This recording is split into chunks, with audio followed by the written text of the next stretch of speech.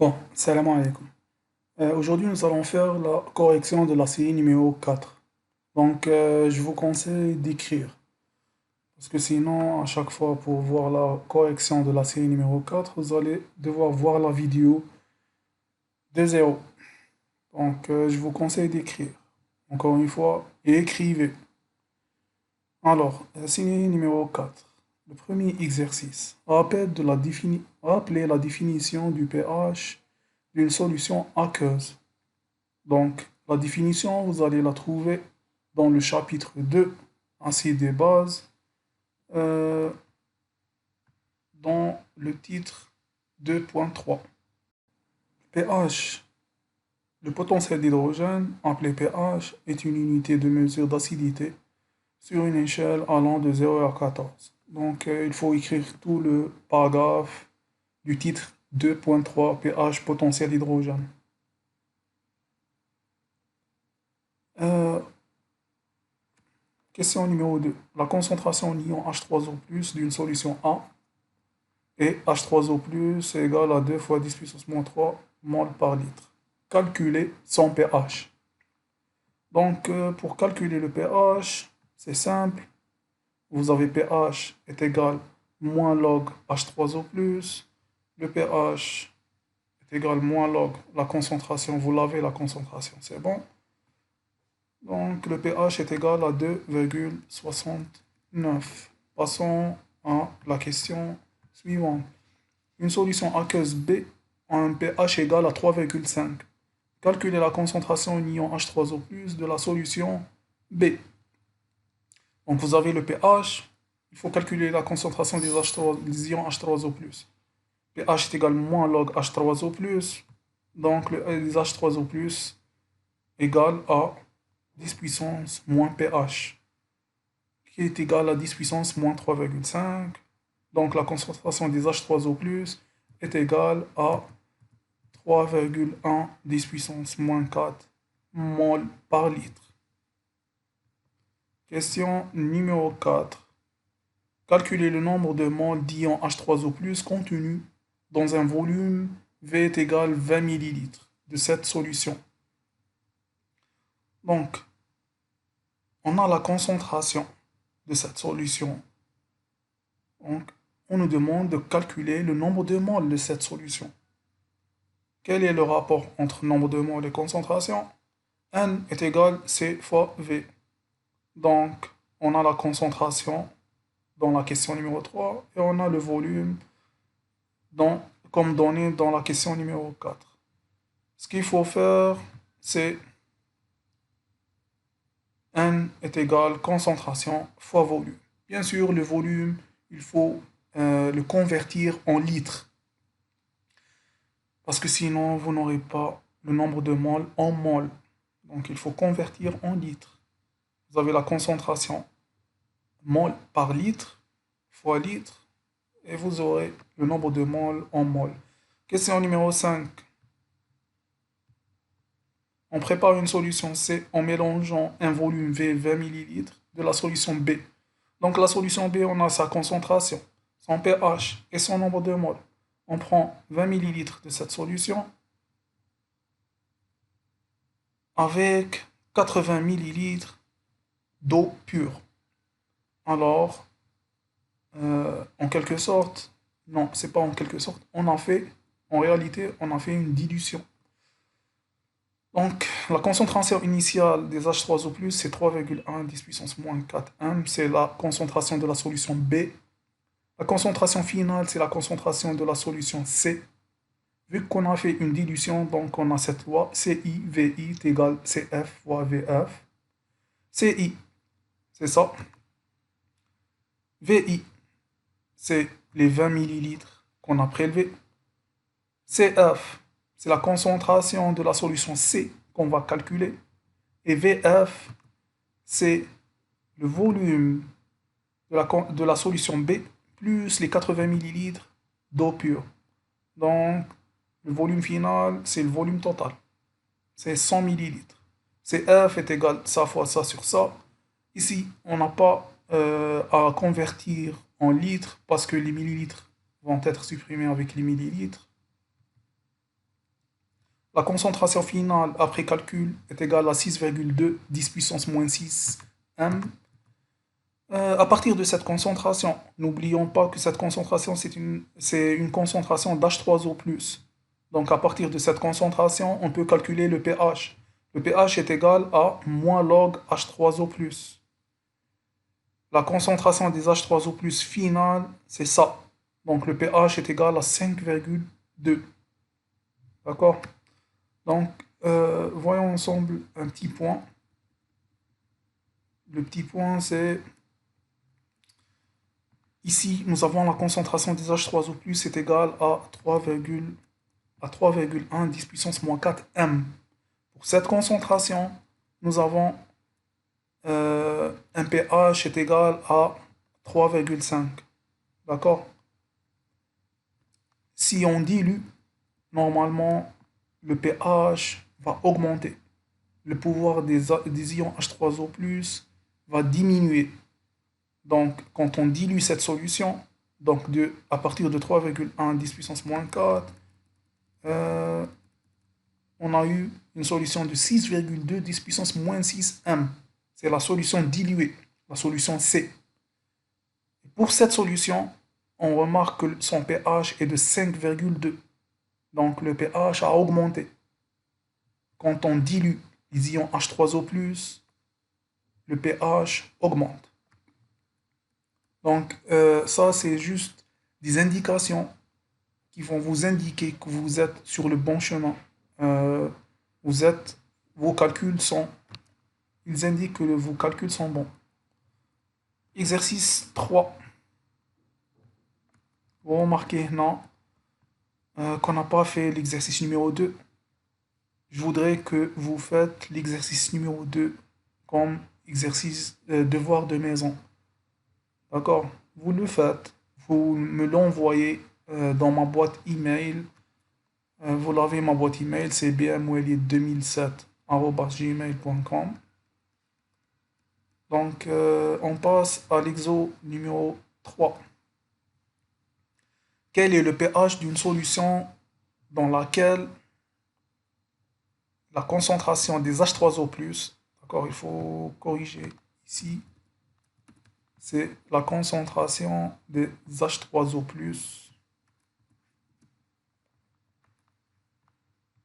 est égale à 0,01 mol par litre. Donc, quel est le pH de cette solution? Vous avez les concentrations des ions, la concentration des ions H3O+. Donc, le pH est égal à moins log H3O+. La concentration pH est égale à 2. D'accord? Donc, question numéro B.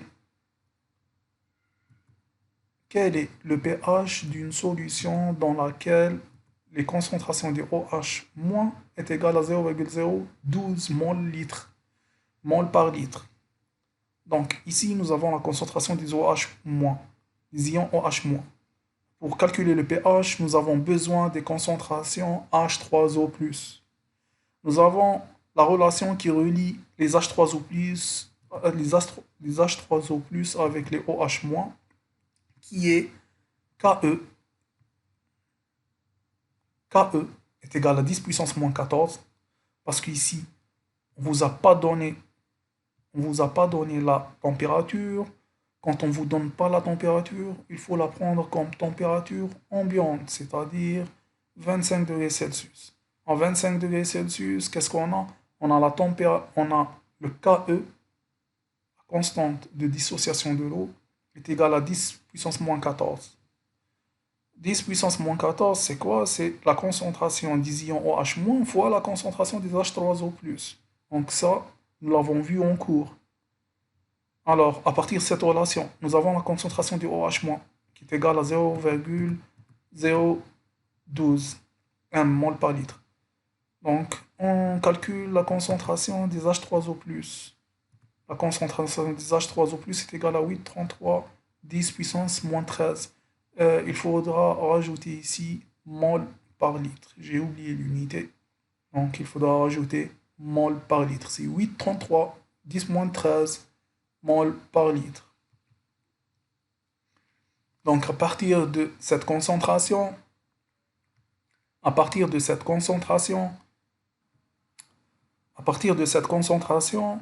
nous avons calculé le pH. pH est égal à 12,08. Comment nous avons calculé le pH? C'est moins log cette concentration.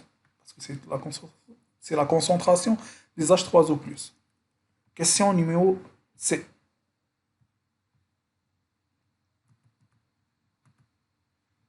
Quel volume d'eau doit-on ajouter à 24 ml de solution de NaOH à 0,3 mol par litre pour obtenir une solution à pH est égal à 11,8?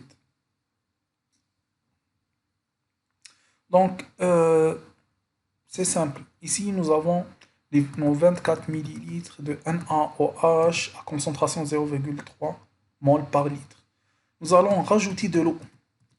L'eau a un volume dont on ne connaît pas. On doit calculer ce volume d'eau qu'on doit ajouter pour avoir une solution de pH 11,8. Ici, vous remarquez qu'on a une solution dont on a rajouté de l'eau. Donc, on a en réalité une dilution. La dilution, ça veut dire qu'on doit utiliser la loi de dilution. D'accord? Donc, volume initial, concentration initiale. Ici, nous avons volume final. Non, c'est pas le volume final. Le volume final ici. D'accord? Donc, nous avons le volume final plus la concentration finale. Le volume initial, on l'a, c'est 24 ml. Concentration initiale, c'est 0,3 mol par litre. Donc il reste le volume final et la concentration finale. Dans la question, on nous demande le volume final. Donc la concentration finale, on doit la calculer à partir de cette donnée-là. pH est égal à 11,8. N'oublions pas que c'est une solution de NaOH. D'accord?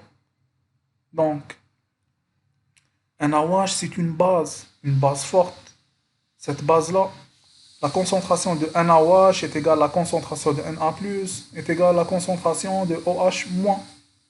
Alors, pourquoi? Parce que tout simplement, le NaOH plus H2O donne Na+, plus OH-. À T est égal à 0, nous avons concentration Cb. D'accord? L'eau est toujours en excès. Na, à T est égal à 0, on n'a pas de Na, on n'a pas de OH-. À T équilibre, nous avons tout le NaOH qui se dissocie. Toujours le H2O, il est en excès. Le Na+, donc on a Cb de Na+, et Cb de OH-. Ce qui veut dire que nous avons la concentration de NaOH est égale à la concentration de Na+, est égale à la concentration de OH-.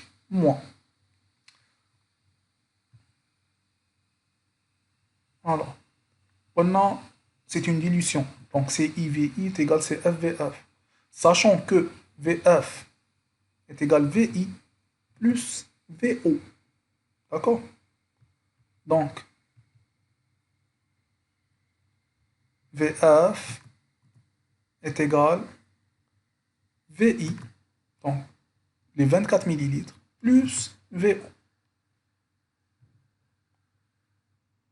Donc, nous avons 0,3 fois 24 est égal à CF fois VF. On a dit qu'on doit calculer la concentration finale des NaOH. Pour calculer la concentration finale des NaOH, nous disposons de la donnée 11,8. pH final est égal à 11,8. À partir de cette donnée, on peut calculer la concentration des H3O+, finale. D'accord? Donc, pH final est égal à moins log H3O+, final. Concentration de H3O+, final est égale à 10 puissance pH moins pH final. Alors, nous avons la concentration des H3O+, est égale à 1,58 fois 10 puissance moins 12 M. Donc, à partir de cette donnée, on peut calculer la concentration du OH- final. OH- final est égal à KE sur H3O plus final. Les KE sont toujours 10 puissance moins 14. C'est une constante. Tant qu'on n'a pas changé de température, elle reste égale à 10 puissance moins 14. Donc, OH- est égal à 10 puissance moins 14 sur 1,58 fois 10 puissance moins 12. Cette concentration que nous avons calculée. Donc, la concentration de OH- est égale à 6,32 fois 10 puissance moins 3 M. Et cette concentration, c'est la même que la concentration de NaOH, comme je vous l'ai expliqué ici. NaOH est égal à Na+, est égal à OH-. Je parle des concentrations, bien sûr. Donc, on reprend. Ici, c'est la concentration du NaOH finale. Donc, nous avons, d'après la loi de dilution, 0,3 fois 24 est égal à 6,32 fois 10 puissance moins 3 fois VF. Il reste juste à calculer le volume final est égal à ça.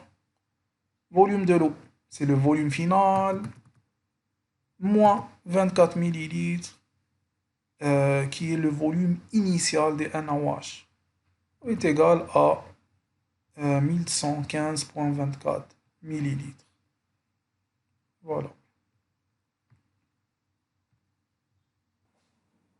Alors, entamons la solution de l'exercice numéro 4. La mesure du pH d'une solution d'acide benzoïque de concentration et de concentration 10 puissance moins 2 mol par litre. On donne pH est égal à 3,1. Donc, cette solution d'acide de concentration 0,01 mol par litre a un pH de 3,1.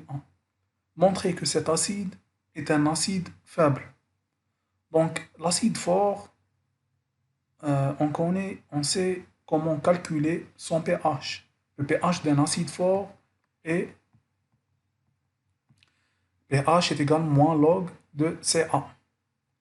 Si on applique cette loi sur cet acide-là, donc ça va donner pH est égal à moins log 10 puissance moins 2.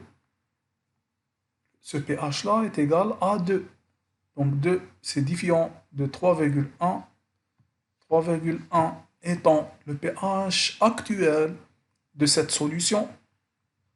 Donc, on peut dire que l'acide est faible. En question suivante. Après avoir calculé, montré que cet acide est faible, c'est bon, c'est fait. Après avoir calculé la concentration des espèces en solution, déterminer le pKa. Donc, comment on va déterminer la concentration des espèces en solution? Donc, on doit forcément passer par l'équation de dissolution de cet acide dans l'eau. L'équation de dissolution étant C6H5COOH plus H2O donne C6H5COO- plus H3O+. Donc, vous remarquez que ce composé a la même structure que CH3COOH ou HCOOH. Donc, les composés qui se terminent avec COH ont pratiquement tous la même dissolution. D'accord? C'est des acides, donc le composé final doit manquer un H+. Le H+, qui est là, va s'associer avec le H2O pour donner H3O+. À T est égal à 0, nous avons la concentration de l'acide. L'eau est toujours en excès, que ce soit T est égal à 0 au T final, ou on peut dire aussi T est égal à équilibre, T étant le temps. C6H5COO-, à T est égal à 0, on n'a pas ce composé parce que le C6H5COH n'a pas commencé à se décomposer. On n'a non plus pas de H3O+. À T final, nous avons Ca moins Y. Le C6H5COO-, on a Y. Sa concentration est Y. Et la concentration des ions H3O+, est Y. Pourquoi ici nous avons mis Y? Y pour dire que la quantité de C6H5COOH qui va se dissoudre est vraiment très petite. tellement petite qu'on lui attribue le symbole de epsilon. Donc, nous avons une petite quantité de C6H5CO- et une petite quantité de H3O+. N'oublions pas, lors de la réaction, il faut mettre la double flèche qui indique que nous avons un équilibre. Donc, en même temps que nous avons une dissolution de C6H5COH- en C6H5CO- et H3O+, nous avons formation par l'association de ces deux composés. Ces deux composés forment aussi ce composé. D'accord?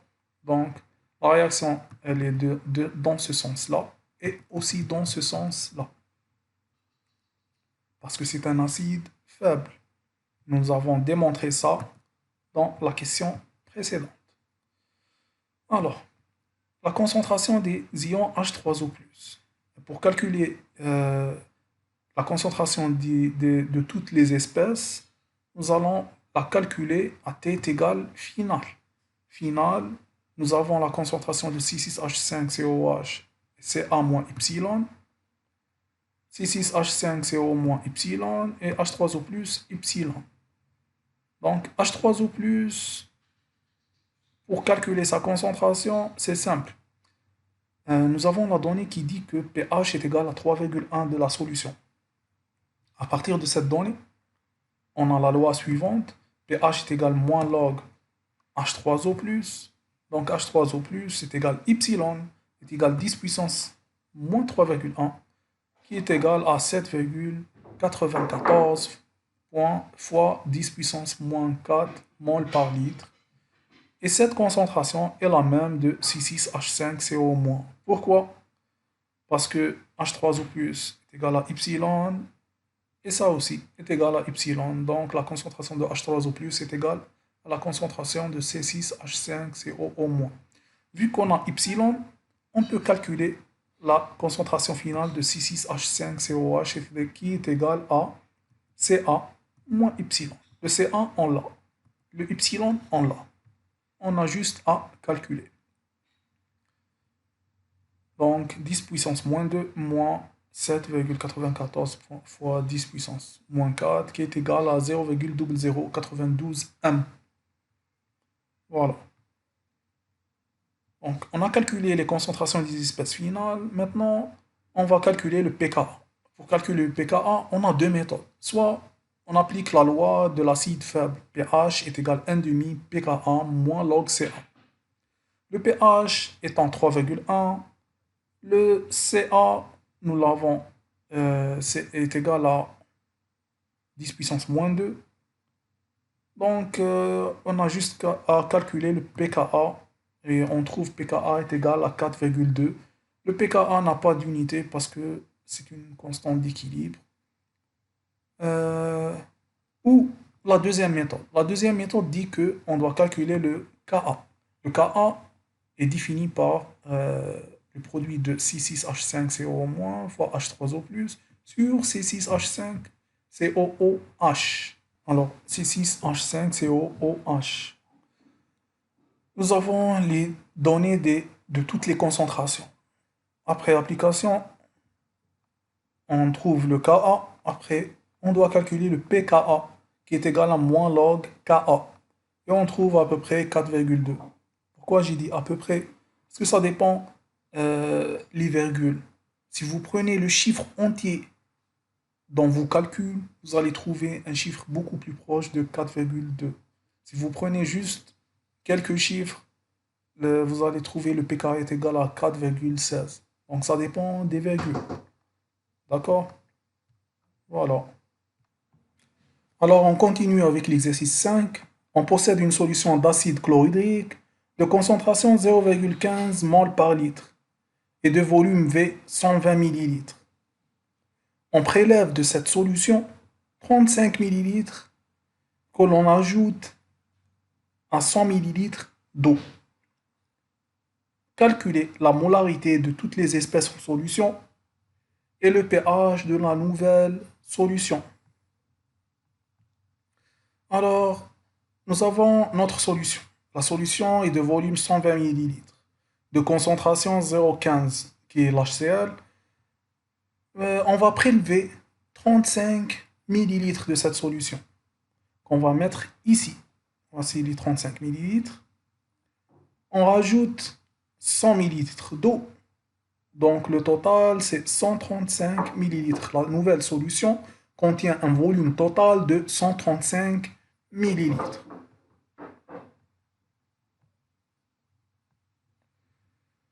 Donc, quand on a rajouté de l'eau, ça veut dire qu'on a dilué la solution. Ce qui implique qu'on doit utiliser la loi de dilution pour calculer la nouvelle concentration. La concentration initiale, c'est une donnée, c'est 0,15. Le volume initial, c'est une donnée, c'est 35 millilitres. Nous avons vu ensemble que le volume initial, c'est 35 millilitres. C'est pas 120 millilitres. À partir de ces 120, on a prélevé 35. Les 35, c'est le volume de travail. C'est avec le volume avec lequel nous avons travaillé. Le reste, on s'en fout. Donc, on prend les 35, on rajoute à ces 35 100 millilitres d'eau et on fait notre travail. Donc, volume initial, c'est 35 millilitres. Concentration finale, c'est la concentration qu'on doit calculer. Le volume final, c'est le volume total de la solution, c'est-à-dire 35 millilitres de HCl plus 100 millilitres d'eau, qui fait un total de 135 millilitres. La concentration finale, c'est la concentration de HCl finale. Elle est égale à 0,15 fois 35 sur 135 qui est égal à 0,0388 mol par litre. Donc, on nous a demandé de calculer la concentration, les concentrations de toutes les espèces en solution, la molarité de toutes les espèces en solution. Maintenant, nous avons juste calculé la molarité de HCl en solution. Sachant que à t est égal 0, nous avons Ca de HCl, excès d'eau, 0 et 0 de concentration H3O+, et Cl-. À t est égal final, vu que c'est un acide fort, il est représenté par juste une seule flèche qui veut dire que le HCl s'est totalement dissocié. Il reste 0 mol par litre. L'eau est toujours en excès. Et la concentration de H3O+, est Ca, la concentration de Cl- est Ca. Ici, le coefficient stoichiométrique est égal à 1. C'est pour ça que nous avons une concentration de Ca fois 1. Ca fois 1. D'accord? Donc, la concentration de H3O+, est égale à 0,0388 mol par litre, est égale aussi à la concentration de Cl-. CaCa. D'accord? Pour calculer le pH, donc la dernière question, c'est le pH de la nouvelle solution. Pour calculer le pH, nous allons appliquer la loi suivante. Le pH est égal à moins log H3O+, ou moins log Ca est égal à 1,41. Donc nous avons terminé le premier TD. En ligne. Si vous avez des questions, des remarques, vous me les envoyez par mail. C'est tout. Merci.